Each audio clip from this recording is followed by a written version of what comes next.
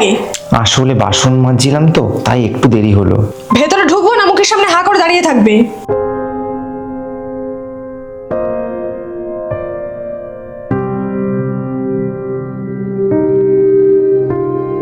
আজ তোমার favourite chicken রান্না করেছি, ফ্রেশ হয়ে চলে এসো, আমি খাবার রেডি করছি। তার কোনো দরকার নেই, আমি বাইরে থেকে খেয়ে এসেছি। খাবে না সেটা তো ফোন করে বলতে পারতে, তাহলে আর কষ্ট করে তোমার জন্য রান্না করতাম না। দেখো, আমি তোমার মতো ঘরে হাত পা গুটিয়ে বসে থাকি না, অফিসে প্রচুর কাজ থাকে, তার মাঝখানে সময় হয় না তোমাকে আবার মেসেজ করে বলবো যে আজ আমি খেতে পারবো না। তোমার ইচ্ছে হলে খাও, না হলে ফেলে দাও।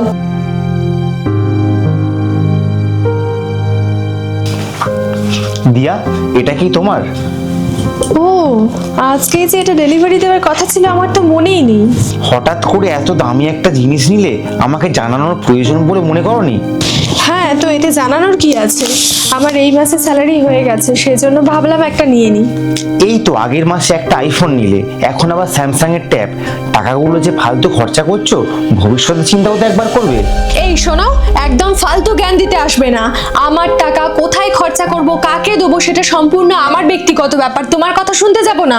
যদি এতই প্রবলেম হচ্ছে তাহলে একটা কাজ করো, এটা রিটার্ন করে দিই, তোমার দম থাকলে নিজে একটা কিনে দাও।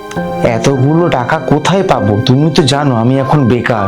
তুমি তো বলছো দিতে পারবে না, তাহলে আমি যখন নিজের ইচ্ছেগুলো নিজে পূরণ করছি, প্লিজ দয়া করে সেখানে বাধা দিতে এসো না। দিয়া, আমাকে কিছু টাকা দিয়ে যাও তো। কেন? আজ একটা ইন্টারভিউ দিতে যাব, সেখানে লাগবে। দরকার কি? সেই তো পাবে না, ফালতু টাকাগুলো নষ্ট করতে যাচ্ছ। তার থেকে ভালো ঘর সংসারের কাজটা গুছিয়ে করো, ওটাই তোমার জন্য বেস্ট। মাঝে মাঝে ভাবি, জানো তো, আমি আদৌ তোমার স্বামী? যদি সত্যি হতাম তাহলে হয়তো এমন খারাপ ব্যবহার করতে পারতে না। এতই যখন বোঝো তাহলে এইটুকু জানো না, যে মানুষের হাত পা ভালো থাকা সত্ত্বেও ঘরে বেকার হয়ে বসে থাকে, তার কোনো সম্মান থাকে না। সেই জন্যই তো ইন্টারভিউ দিতে যাচ্ছি। এই নাও, ধরো 500 টাকা, যাও দেখো গিয়ে উড়িয়ে আসতে পারো কিনা। এই নাও তোমার কফি। কফিতে এত কম চিনি দিয়েছো কেন? জানো না আমি একটু বেশি খাই।